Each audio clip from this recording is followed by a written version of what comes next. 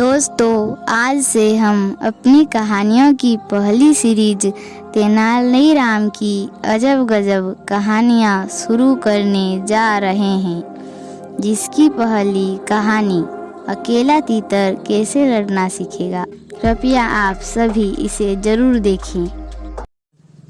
राजा कृष्णदेव राय बड़े विद्वान थे। उनके दरबार में बड़े बड़े विद्वानों के साथ साथ अनेक विद्याओं के जानकार लोग भी आया करते थे।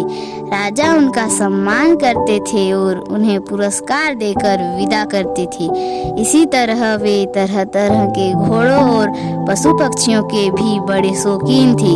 अगर कोई सुंदर पशु पक्षी लेकर दरबार में आता तो राजा खुश हो जाते थे। लाने वाले को उचित मूल्य देकर वे उन पशु पक्षियों को अपने दरबार में रख लेते थे। एक बार की बात थी, राजा कृष्णदेव राय के दरबार में नील पर्वत के घने जंगल में रहने वाला एक चिड़ीमार आया। उसने पक्षियों के परों का रंग बिरंगा मुकुट पहना हुआ था, साथ में तीर कमान भी था। उसके पास बहुत से छोटे छोटे तीतर थे। चिड़ीमार ने कहा, महाराज, तीतरों की लड़ाई मशहूर है, सिखाए जाएं तो ये तीतर बड़े लड़ाकू बन सकते हैं। सुनकर राजा कृष्णदेव राय को हंसी आ गई। उन्होंने वे सभी तीतर खरीद लिए। अचानक उन्हें चूहल सूझी। उन्होंने एक एक तीतर दरबारियों को दिया।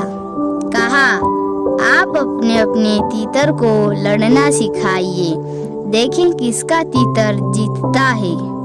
सेनापति ने कहा, महाराज, अकेला तीतर कैसे लड़ना सीखेगा।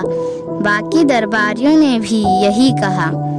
इस पर राजा ने कहा, यही तो देखना है, आप में से कोई अपना तीतर किसी दूसरे को नहीं देगा। और मैं यह भी चाहता हूँ कि आप खुद अपने तीतर को लड़ना सिखाइए, किसी और की मदद मत लीजिए। दरबारी भला क्या कहते। वे अपना अपना तीतर घर ले गए। कुछ दिन बीते। अचानक एक दिन राजा कृष्णदेव राय को तीतरों की बात याद आ गई। पूछा, क्या आपने तीतरों को लड़ना सिखा दिया। सुनकर सभी दरबारी चुप। मंत्री ने कहा, महाराज, बहुत कोशिश की, लेकिन अकेला तीतर लड़ना सीख ही नहीं सकता। दूसरे दरबारियों के चेहरे भी लटके हुए थे। सभी ने मंत्री की हाँ में हाँ मिलाई।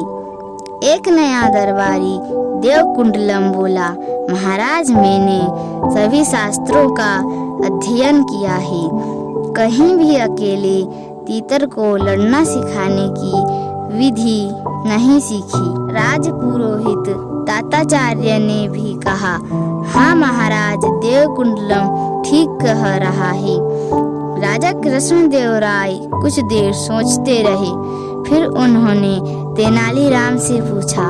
तेनालीराम ने कहा, महाराज, मेरा तीतर तो लड़ाई के कितने ही दाव पेच सीख चुका।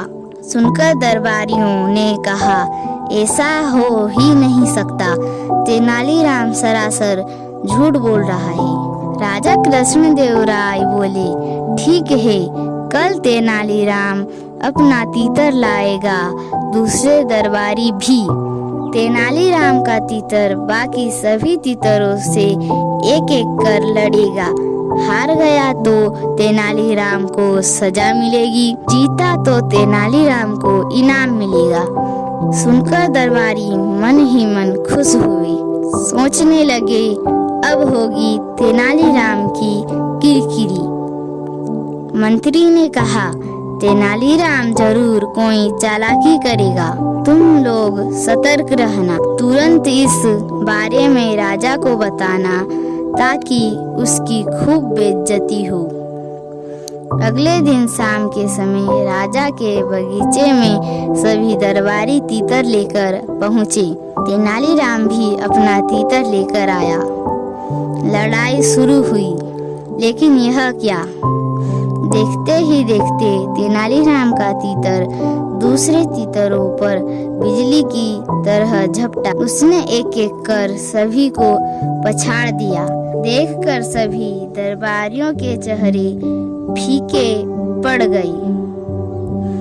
किसी के मुंह से आवाज तक नहीं निकली। सब सोच रहे थे कहीं तेनालीराम ने इस तीतर पर जादू तो नहीं कर दिया, वरना अकेला तीतर भला कैसे लड़ सकता था।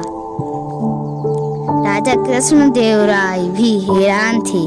बोले, कमाल है तेनालीराम, पर तुमने ऐसा कैसे कर दिखाया, खुद मैं भी नहीं समझ पा रहा हूँ। तेनालीराम बोले, महाराज, सुबह शाम में तीतर को आईने के आगे छोड़ देता था।